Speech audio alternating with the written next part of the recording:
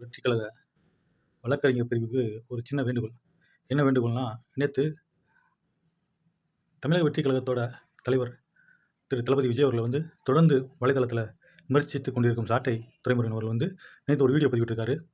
அதில் என்ன சொல்லியிருக்காருன்னா, 41 பேரை துடிக்க கொலை பண்ணிட்டு போன விஜய் மறுபடியும் திருச்சிக்கு வந்திருக்காரு அப்படின்னு சொல்லியிருக்காரு.